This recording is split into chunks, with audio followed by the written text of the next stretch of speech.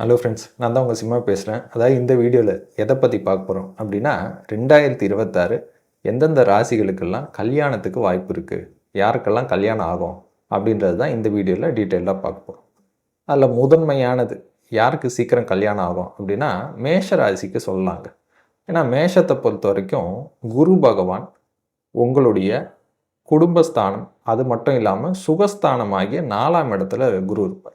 அது சில பேருக்கு ஒரு சந்தேகம் இருக்கும். குடும்பஸ்தானம்னா 2ஆம் இடம் தானே, நீங்கள் 4ஆம் இடத்த குடும்பஸ்தானம்னு சொல்கிறீங்க அப்படின்னு கூட சில பேர் கேட்கலாம். ரெண்டுமே குடும்பம் தான்.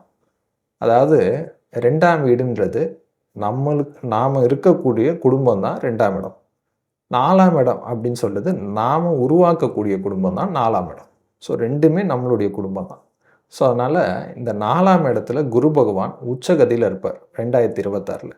ஸோ அதனால் மேஷ ராசிக்காரங்க கொஞ்சம் முயற்சி எடுத்தாலே டெஃபினட்டாக 2026 நல்லபடியாக கல்யாணத்தை முடிக்கலாம். ஸோ இனிமேட்டு டைம் வேஸ்ட் பண்ணாமல் சீக்கிரம் பார்க்க ஆரம்பிங்க. அதுக்கு அடுத்தது மிதுன ராசி. மிதுனத்தை பொறுத்த வரைக்கும் உங்களுடைய 2ஆம் இடம் குடும்பஸ்தானத்தில் குரு பகவான் உச்சகதியில் இருப்பார். ஸோ அதனால் டெஃபினட்டாக உங்களுக்கு குடும்பம் அமையும்.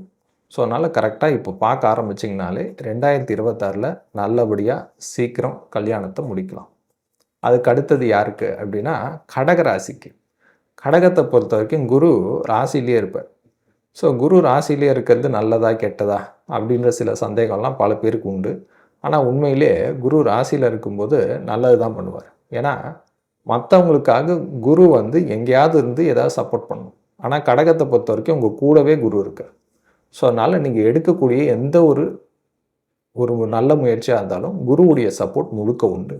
ஸோ கரெக்டாக முயற்சி எடுங்க. டெஃபினட்டாக குரு பகவானுடைய அருளால் இந்த 2026 நல்லபடியாக குடும்பம் அமையும். அதில் சந்தேகமே வேண்டாம்.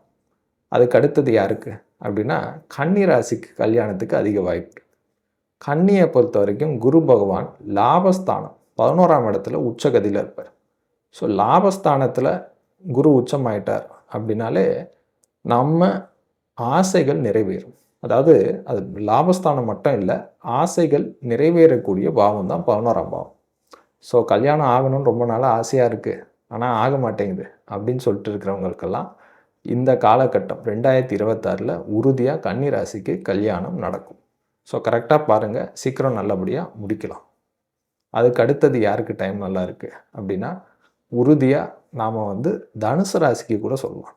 எப்படி தனுசு ராசிக்கு குரு தனுசுக்கு அஷ்டமத்தில் தானே இருக்கார் அப்படின்னு சொன்னால் கூட குருவுடைய பார்வை 7ஆம் பார்வையாக குரு எங்கே கரெக்டாக பார்க்குறாரு அப்படின்னா குருவுடைய 7ஆம் பார்வை உங்களுடைய குடும்பஸ்தானம் 2ஆம் வீட்டை பார்ப்பார்.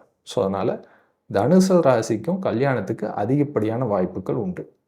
அதுக்கு அடுத்தது நம்ம துலாம் ராசியும் சொல்லலாம்.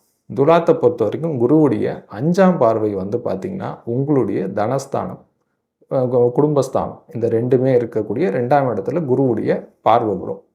ஸோ அதனால் துலா ராசிக்காரங்க கொஞ்சம் முயற்சி எடுத்தால் கூட டெஃபினட்டாக கல்யாணம் நடக்க அதிக வாய்ப்பு உண்டு. அதுக்கு அடுத்தது யாருக்கு அப்படின்னா கண்டிப்பாக கும்பராசியும் சொல்லலாம். ஏன்னா கும்பத்துடைய 2ஆம் வீடு குடும்பஸ்தானத்தை குருவுடைய 9ஆம் பார்வையால் பார்ப்பார். அதாவது குரு ஒரு வீட்டை இருக்கிறத விட பார்க்கறது பலம் ரொம்ப அதிகம். ஸோ குரு பார்வை வந்துட்டாலே அந்த சுபகாரியம் எல்லாமே டக்கு டக்குன்னு நடக்கும். ஸோ அதனால் கும்பராசிக்காரங்களுக்கும் 2026 கல்யாணம் நல்லபடியாக சீக்கிரம் முடியறதுக்கு அதிக வாய்ப்புகள் உண்டு.